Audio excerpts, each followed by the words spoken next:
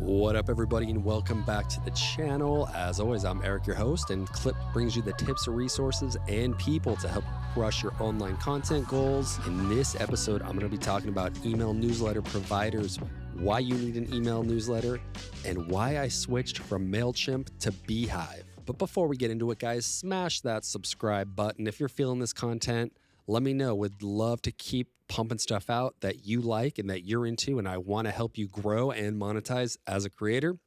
So hit that subscribe button and let's give it a go. Okay, so first let's discuss why it's important to have an email newsletter as a YouTuber, podcaster, business owner, creator, a brand, an agency, whatever. Having an email list is crucial because it's your direct pipeline to your audience. An email newsletter is a marketing tool that is strategic because it bypasses like having an audience on social media. Because as we know, the social media algorithms often limit your content and not all of your followers get to see it. And with an email newsletter, you can provide deeper value. You can educate about your industry. You can educate about your company. And it gives you a chance to put your products and services in front of people directly and not worrying about like your website or social media holding back your message and your content. If you can solve problems for people directly, and with that email newsletter, you get that direct pipeline, it's gonna be more efficient, and you're gonna find that building that community and having that back and forth feedback from an email newsletter is gonna be key to your success. Hey, building that loyal and engaged following for your brand, for your company, for your content is key. Okay, so that's why you need an email newsletter. Now let's talk about why I switched from Mailchimp to Beehive. For years, I was using Mailchimp, probably 3 to 4 years. And to be perfectly honest with you, I don't have a huge list. A couple years ago, I put some time into growing my list. But since then, I haven't really done anything or put any effort to continue to get more subscribers. I had a sign up form on the website, and I did do some social media marketing with, I have a free ebook, and I promoted that on social and got people to sign up, and then they got the free ebook. And in some of my blogs, I did embed like the Mailchimp sign up form, but honestly, it wasn't really going where I wanted. And about 3 or 4 months ago, I was kind of getting angry. This happened even before that, but like 3 or 4 months ago is when I took action. I was mad at myself because I was like, dude, what am I doing not growing this list? It was kind of popping off for a while. And then honestly, for like 2 years, it was stalled out. So I was like, why am I not growing my list? I was mad at myself and frustrated and didn't really know what to do or how to grow it. 3, 4 months ago, I really got motivated. I was like, dude, I've got to figure something out. And at the time, a buddy of mine, Dylan, who hosts a podcast called Digital Creator, I'll link to that. You should subscribe, follow. It's awesome.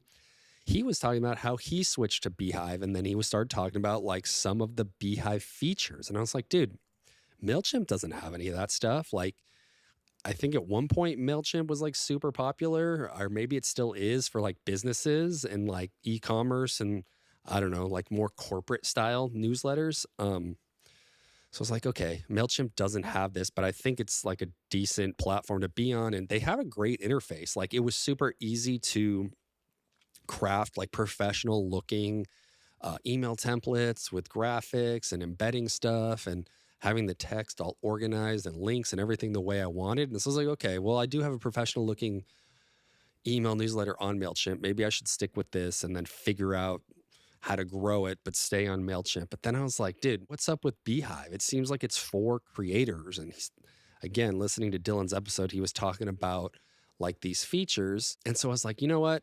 Whatever. Literally, like kind of blindly, after listening to that show, I was like, I'm signing up for Beehive. So I went with Beehive. I signed up. I transferred over my list. That was all very easy. And I wrote like my first couple newsletters, and the templates also super easy to like structure and craft like a professional looking newsletter with different headings and pictures and all that jazz.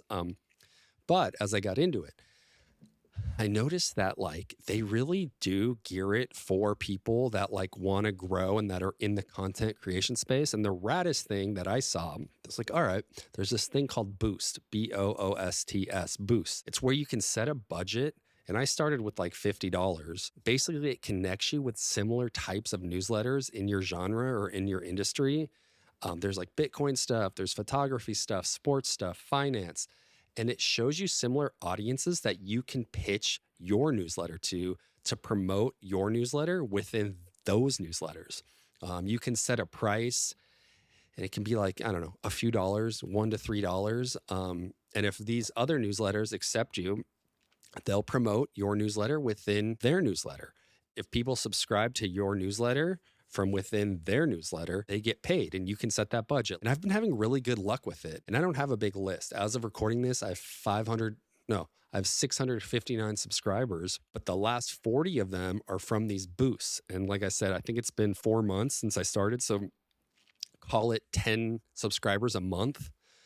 And that was for that $50 budget that I set, which I haven't even hit yet. So I still have money left in that budget, and I'm still getting new subscribers from these other email newsletters that I've partnered with through the Beehive Boost program. And so that's one of the main reasons why I switched, because like I saw that and I didn't know a lot about it. I still kind of blindly like signed up, but I saw that there's an opportunity to grow your newsletter within their platform, within their ecosystem. I was like, okay, I got to try this. And my buddy Dylan, like I said, he was having good success with this as well. So that was like one of the like tipping points of why I signed up.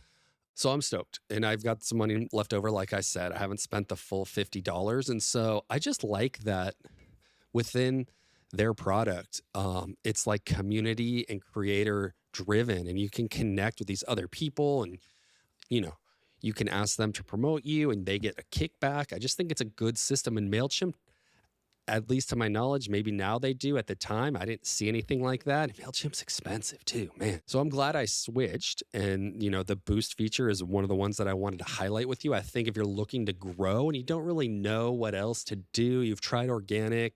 We all still try organic.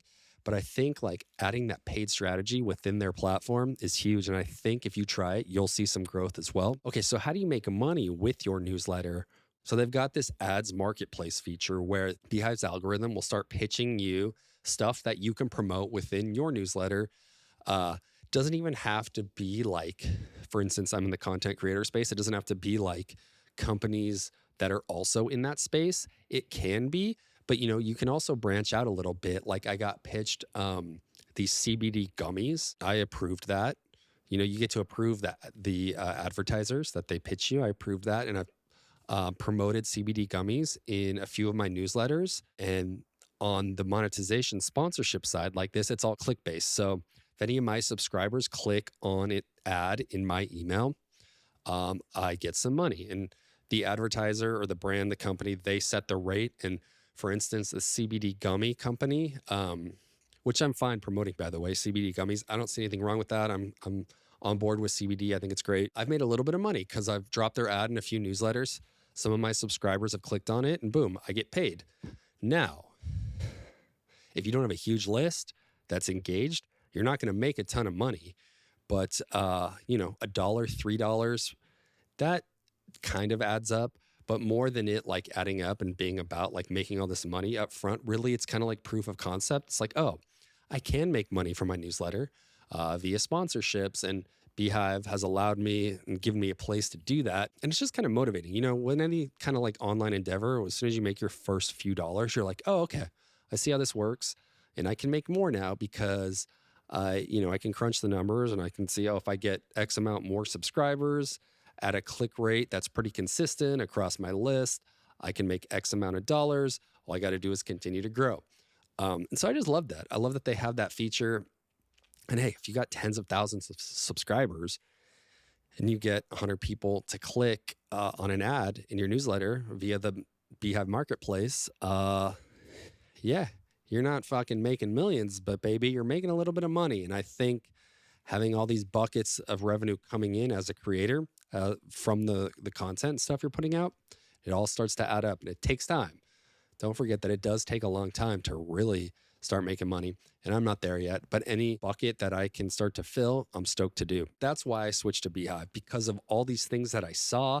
And there's still other stuff that I haven't tried on the growth and monetization side.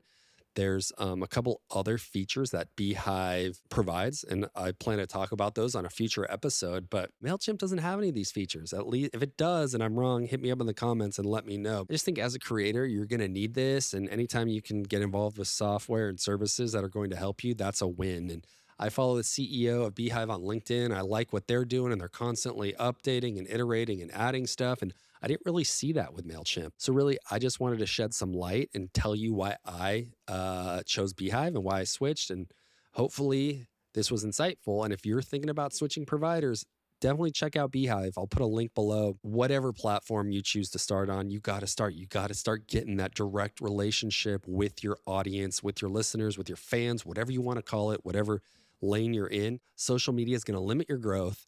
You're not going to have that direct access to people that want to be a part of what you're doing. And so if you don't gain anything else from this, start your newsletter today. Chances are you can get a few dozen subscribers off the bat within your sphere of influence, family, friends, people that are already fans. Let them know, tell them, send them a link, put it in your social, put it on your blog, tell people in your podcast, on your channel, whatever it is, but you got to get an email list. That way you don't always have to be grinding away on social. You'll have another avenue to reach people. And until next time, keep listening, keep engaging, keep creating. I'm out.